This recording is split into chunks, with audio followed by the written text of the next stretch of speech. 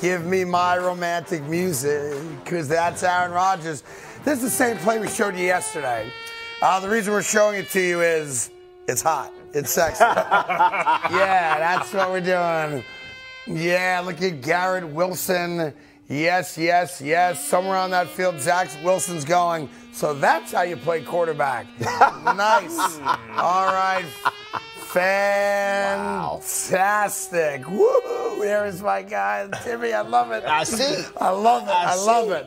Anyhow, Aaron Rodgers went to another Knicks game last night. I went with Sauce Gardner, but prior to that, he talked the Pat McAfee show about Garrett Wilson and compared him to Davante Adams. I'm not going to read for you. If you can't read that, go back to school. But he said, you know, I played with a grade 17 also. Yeah. I mean, you compare dude going into year 2 to Davante Adams. Is there higher praise than that? No, not at all. Now, the question is, they're not wearing pads. There ain't no defense. And he's throwing little 10-yard passes to him. And he's already comparing him to Davante. Well, I mean, first off, you heard him say, you know, with the, you know, smoothness of getting in and out of his breaks. Okay. You know, I tell people all the time, Davante Adams is one of the best that I've seen. You know, body control, smooth, getting in and out of his breaks. You know, myself, Jordy Nelson, Donald Driver, Greg Jennings, Davante Adams is the best one, right? And for him to get praised like that, getting in and out of his breaks, and, you know, Aaron Rodgers already seeing that early and being there in OTAs and the offseason training and getting that chemistry with him. Garrett Wilson is going to have an all-pro season, I promise you that. All right. He has never played with a quarterback like Aaron Rodgers ever in his life to where he will never be covered. And I don't care how good of a position the defensive back is in, AR-12 can put the ball to where only Garrett Wilson can get it. Right. And the way he runs routes, the way he catches the ball, he is going to have a all-pro season playing. So now let me ask you this. You played the spot and you played it with that guy. Yes. If you were going to give advice to Garrett Wilson right now, is it show up at Aaron's house every day and knock on the door and bring him a bagel and coffee? No. How do you build that relationship where he's thinking you first? Number one is just ask as many questions as you possibly can on the practice field and in the meetings. Right? Okay. You can never ask Aaron enough questions. Aaron wants to be perfect, period. He wants to be perfect in practice. He wants to be perfect in the game. So when you're in these meetings, hey, 12, how you want me to run this route when I get this look? Hey, 12, what you thinking when we get this? You know? And he likes talking football? No question. On the practice field, in the meetings, that is how you're going to get Aaron Rodgers to come to you. And then at the end of the day, the best thing you could do is make the play. Right. And once you make the play, Aaron Rodgers is going to come to you. I've been in the huddle plenty of times to where he's called the play and he's looked at me, and Jordy Nelson has been there, Greg Jennings has been there, and he said, JJ, go get the ball. Right? Right. And the same thing with Jordy. I've been in the huddle with Greg and Jordy, and he's looked at them. Greg, go get the ball. Like, I don't care about JJ, Jordy, none of that right now. It's going to you. It's going to you. You know what I'm saying? But that the chemistry, the confidence that you've earned from Aaron Rodgers, he going to come to you, and we all earn that. Now, So let me ask you a question. When you guys were in the huddle, and Aaron Rodgers looks you dead in the eye and says, JJ, go get the rock. Go get the ball, whatever he says, right? Say no more. Does he always throw it to you? No doubt about it. No doubt about it. Awesome. I mean, at least when he told me that he threw me. He did. Right? And same with the other guys. Unless we just come out there and it's just something they double crazy teamed or something. I got you. But yes, he's coming to you with the ball. And as another receiver, if he don't say your name, you're like, hey, bro, go get that rock. Period. You know what I'm saying? Go get the rock. Now, be honest. If you're in the huddle, he goes, Jordy, go get that ball. You kind of take the play off. No. Little bet. Low fit a little bit. Those are my brothers. Those are my brothers. Are you I look at them the same way, especially if they're like on your side too. Like when we break the huddle, we both go to the right. I look at. You better make the play, bro. you better make this play, but no. All of a sudden, you see JJ cutting roots off short, undercutting a guy. So if he say, all right, whoever, and he's not going to throw you the ball, so you still run your route as fast as you run it, right? Because he might throw it to you. Yeah, you don't know what's going to happen. Right. At the snap of the ball, the coverage could slide. Jordy could get double teamed, even though if he say, hey, all right, boom, I got to come off and go to JJ or Greg or whoever. Much different than the NBA where you just called your own number, right?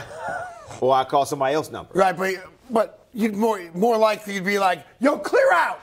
Everybody clear out. Alonzo, I got this. Back then we could clear out. Now you can't. Because the rules are different. You can have the whole side to yourself. But I'm telling you right thing. now, though, the best thing you could do for Aaron is be where you're supposed to be in practice. And make the catch. So he trusts you, right? It's more about making the catch and being where you're supposed to be. Even in practice, right? Because, 12 know you're not going to make every play, just like he ain't going to make every throw. Right. But in practice, if he talks about something in the meeting and you come out on the practice field and you do that on the practice field, 12 going to be like, yep.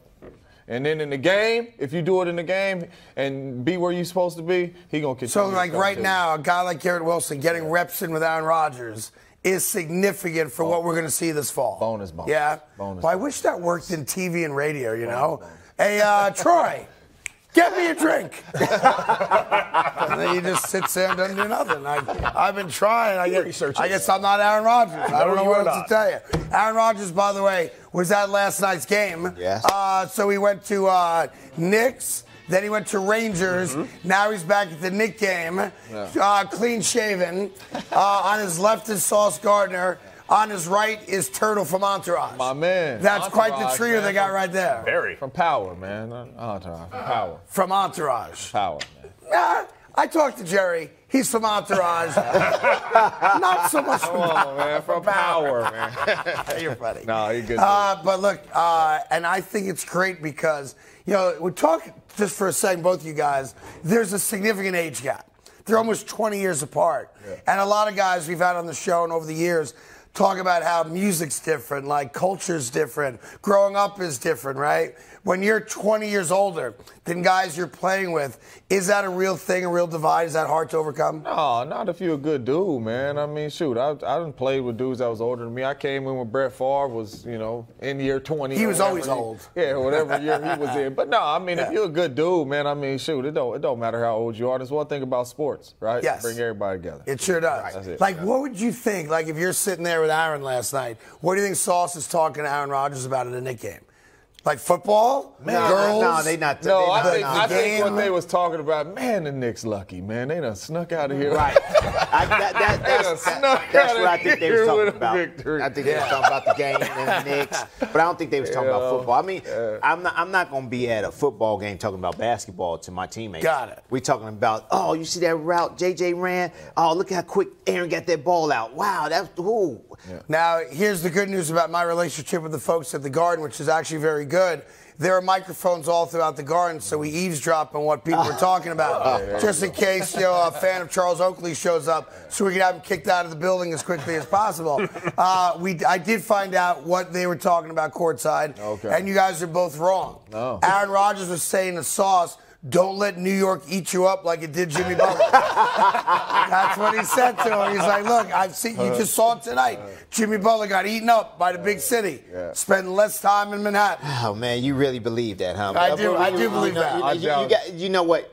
When I got my W, you let me talk. So you got your W, I'm letting you talk. Thank you. Monday's going to be a lot of fun for one of us. Oh, no question it is. It's going to be a lot of fun. I'm just mad you can't say hit the lights on him. Right.